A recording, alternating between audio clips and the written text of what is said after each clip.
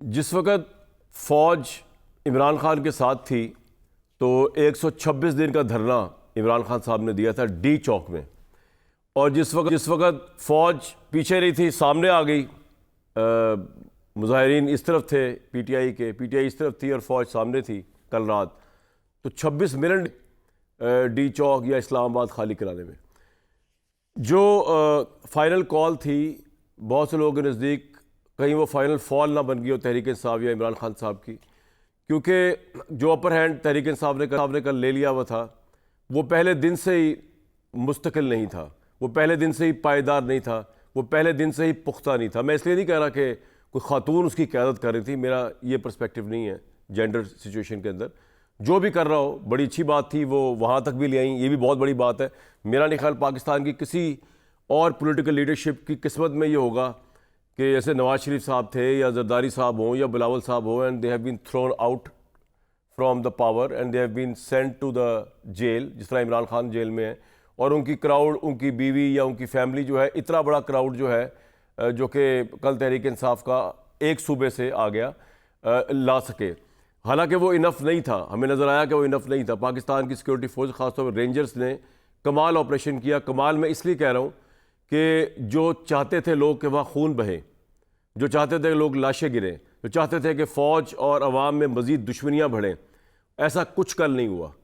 ना फ़ौज की तरफ से कुछ हुआ और बड़ा अच्छा हुआ, तहरीक इंसाफ की तरफ से कुछ नहीं हुआ, क्योंकि बहुत से लोग एक्सपेक्ट कर रहे थे कि शायद खुदा ना खास्ता एक और 9 मई ना हो जाए कि अब इतना क्राउड जब इस्लामाबाद में आ गया है तो हिसास इदारों के दफातर हैं जी, वहाँ पे हसास इदारों की बिल्डिंग्स हैं, साथ ही पिंडी है।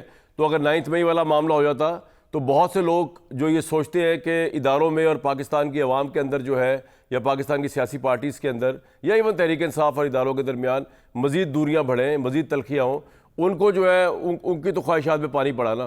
कि बड़ी अच्छी बात हुई कि वो जो लोग आए हुए थे KP से, वो उन्होंने फ़ौज को भाई तो समझा अपना, उन्होंने फ़ौज पर अटैक नहीं किया जिस तरह 9 मई में तहरीक इंसाफ के लोगों ने अटैक किया था। और पाकिस्तानी फ़ौज ने ऑब्वियसली गोली नहीं चलाई, रेंजर्स ने बड़ा कामयाब ऑपरेशन किया, लाइट्स ऑफ करके, कोई मेजर कैजुअल्टीज़ नहीं हुई, कोई कत्ल नहीं हुआ, कोई लाशें नहीं हुई, कोई मुजाहिरीन के एंड पे नहीं हुई। ये सब झूठ और प्रोपेगेंडा चल रहा है। वो वज़ीर आला साहब भी जो कह रहे हैं, सहाफ़ियों भी तो बड़ी बात करते हैं, वो अपना डाटा भी चेक कर लें कि वो कुरान की आयतें पढ़ के कितना झूठ और कितने बंदे मार रहे होते हैं।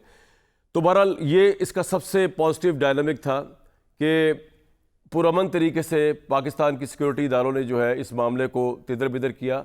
अब सवाल ये है कि क्या तहरीक इंसाफ की ये आखिरी हरबा था, तहरीक इंसाफ का ये आखिरी सियासी मूव थी इमरान खान को बाहर निकालने की, और क्या वो अब इस बुरी तरह नाकाम हो चुकी है कि अब इमरान खान और तहरीक इंसाफ टोटली अपने रहमो करम पर है, या अदालतों के रहमो करम पर है, या सिस्टम के रहमो करम पर है। और सिस्टम जो है वो टस से मस नहीं हो रहा इस वक्त।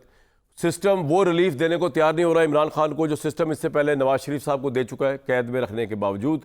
सिस्टम वो रिलीफ देने को तैयार नहीं हो रहा इमरान खान को जो बेनज़ीर भुट्टो साहबा के साथ डील के ज़रिए हो चुका हुआ है। तो अब यहाँ से आगे क्या है? और सबसे बड़ा सवाल ये कि ये कॉल नाकाम हो चुकी तहरीक इंसाफ की, लेकिन क्या इमरान खान का मसला जो है अब ख़त्म हो चुका? क्या अब हुकूमत इस बारे में बहुत खुश होना चाहिए दूसरे स्टेक होल्डर्स को भी कि जनाब हमने तो दबा दिया मामले को, अब ये उठ नहीं सकता, या मामला जो है इसको रिजॉल्व किए बगैर मामला आगे चलेगा नहीं मुल्क का?